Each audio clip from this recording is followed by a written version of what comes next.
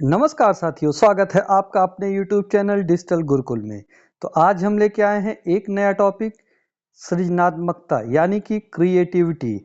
तो यह topic UP TET, C TET, super TET एवं DSSB के सहित अन्य शिक्षक भर्ती परीक्षा के लिए बहुत ही महत्वपूर्ण है।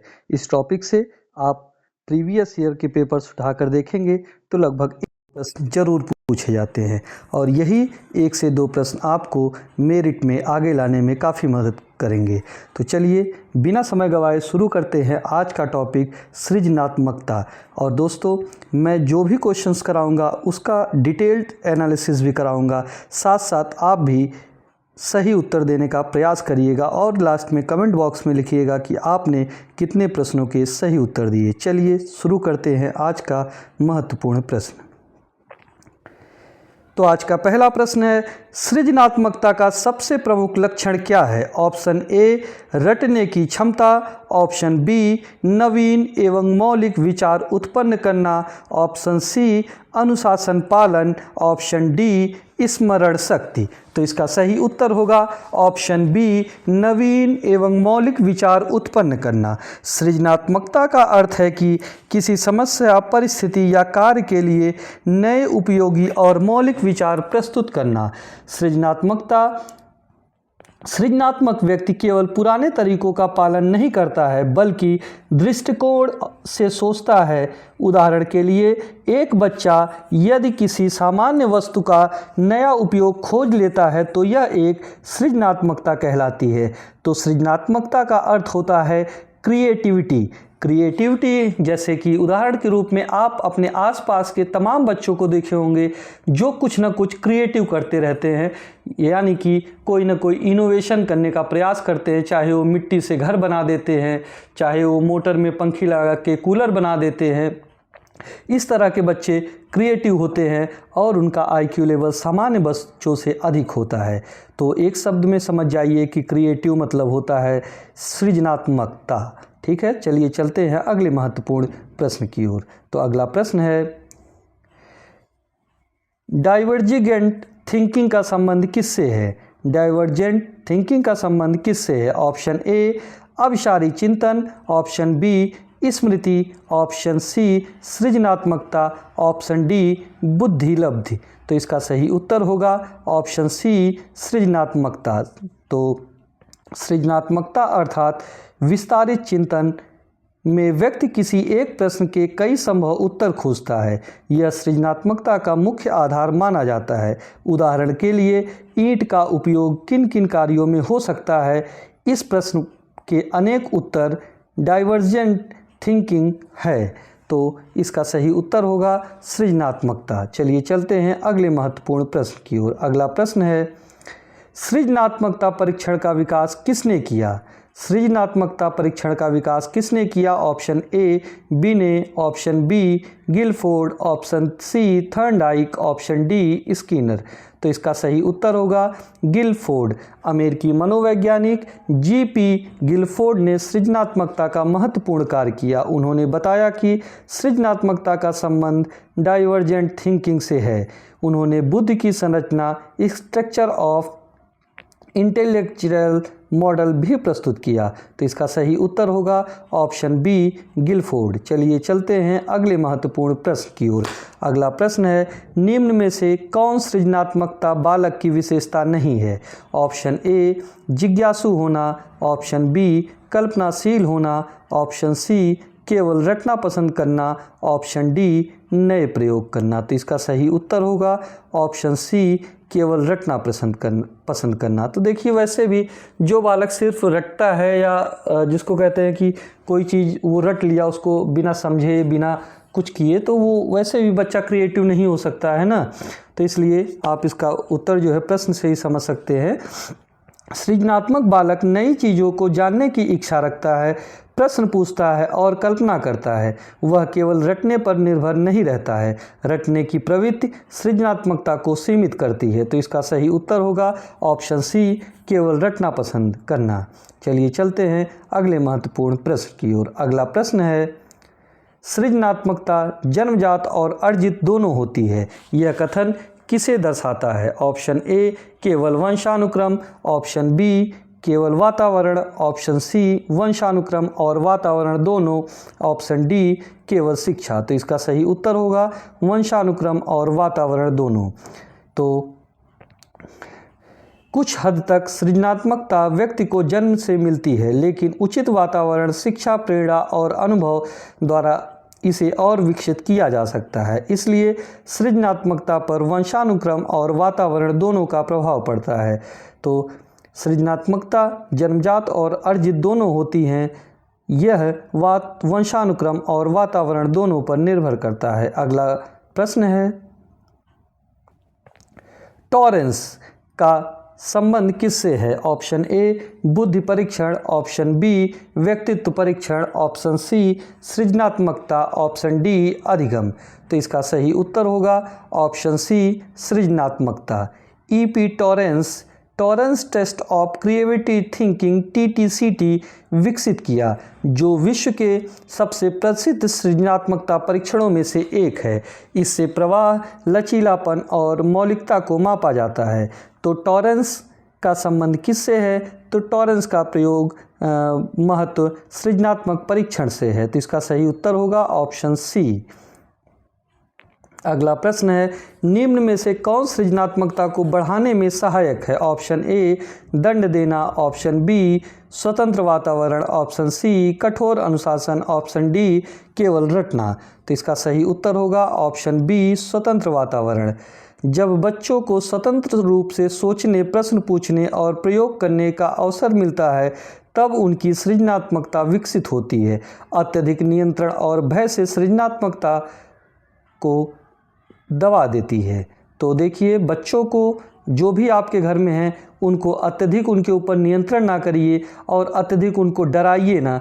अगर आप ये काम करेंगे तो बच्चे जो है वह उनका क्रिएटिविटी का जो लक्षण है वो दब जाएगा। इसलिए कहते हैं बच्चों को थोड़ा स्वतंत्र रहने दे और स्वतंत्र रह के उनको कुछ ना कुछ क्रिएटिव करने दे, उनके हर काम में रोके ना। अगर हर काम में बच्चों को रोका जाएगा तो उनकी क्रिएटिविटी जो है, सृजनात्मकता है, वह रुक जाएगी। इसलिए बच्चों को स्वतंत्र छोड़ना बहुत ही ज़रूरी होता है। चलिए चलते हैं अगले प्रश्न की ओर। अगला प्रश्न है, सृजनात्मकता का संबंध मुख्यतः किससे है? ऑप्शन ए नई खोज एवं नवाचार, ऑप्शन बी अनुकरण, ऑप्शन सी दंड, ऑप्शन डी स्मरण शक्ति।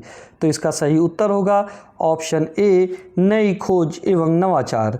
तो सृजनात्मकता का उद्देश्य नए विचार, नई खोज और नवाचार करना है। वैज्ञानिक आविष्कार, कला, साहित्य और तकनीकी विकास सभी सृजनात्मकता के उदाहरण हैं। तो इसका सही उत्तर होगा ऑप्शन ए नई खोज एवं नवाचार। चलिए चलते हैं अगले महत्वपूर्ण प्रश्न की ओर। अगला प्रश्न है, एक समस्या के अनेक समाधान खोजना कहलाता है। ऑप्शन ए अभिसारी चिंतन, ऑप्शन बी रचनात्मक चिंतन, ऑप्शन सी यांत्रिक चिंतन, ऑप्शन डी स्मृति चिंतन। तो इसका सही उत्तर होगा ऑप्शन बी रचनात्मक चिंतन। रचनात्मक चिंतन में व्यक्ति किसी समस्या को विशिष्ट दृष्टिकोण से देखता है और उनके संभावित समाधान प्रस्तुत करता है। यही सृजनात्मकता की पहचान होती है। चलिए चलते हैं अगले महत्वपूर्ण प्रश्न की ओर। तो अगले प्रश्न पर चलने से पहले हम आप लोगों से रिक्वेस्ट करेंगे कि अगर अभी तक आपने हमारा चैनल डिजिटल गुरुकुल सब्सक्राइब नहीं किया है तो प्लीज़ आप मेरे चैनल डिजिटल गुरुकुल को सब्सक्राइब कर लीजिए, जिससे आपको शिक्षक भर्ती से संबंधित तमाम महत्वपूर्ण जानकारियों का अपडेट और लगभग सभी टॉपिक के क्लासेस आपको हमारे इस चैनल पर मिलते रहेंगे और आप कुछ अच्छा कर सकने के लिए काबिल बनेंगे। चलिए चलते हैं आज के इस महत्वपूर्ण प्रश्न की ओर। तो ये प्रश्न है, निम्न में से कौन सृजनात्मकता का तत्व नहीं है? ऑप्शन ए प्रवाह, ऑप्शन बी लचीलापन, ऑप्शन सी मौलिकता, ऑप्शन डी कठोरता। तो इसका सही उत्तर होगा ऑप्शन डी कठोरता।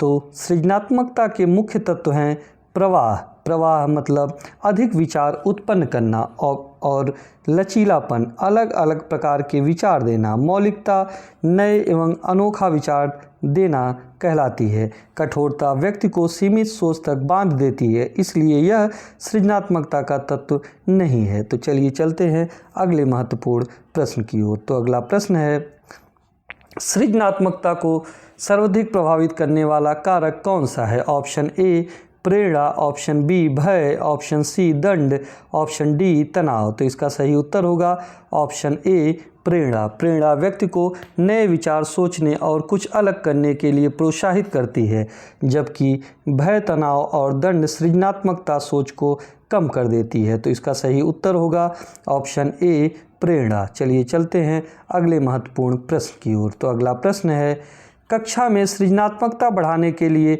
शिक्षक को क्या करना चाहिए? ऑप्शन ए केवल व्याख्या देना, ऑप्शन बी प्रश्न पूछने के अवसर देना, ऑप्शन सी दंड देना, ऑप्शन डी रटने पर जोर देना। तो इसका सही उत्तर होगा ऑप्शन बी प्रश्न पूछने के अवसर देना। जब शिक्षक बच्चों को स्वतंत्र रूप से प्रश्न पूछने, चर्चा करने और अपने विचार रखने का अवसर देता है, तब बच्चों में सृजनात्मकता विकसित होती है। तो इसका सही उत्तर होगा ऑप्शन बी प्रश्न पूछने के अवसर देना।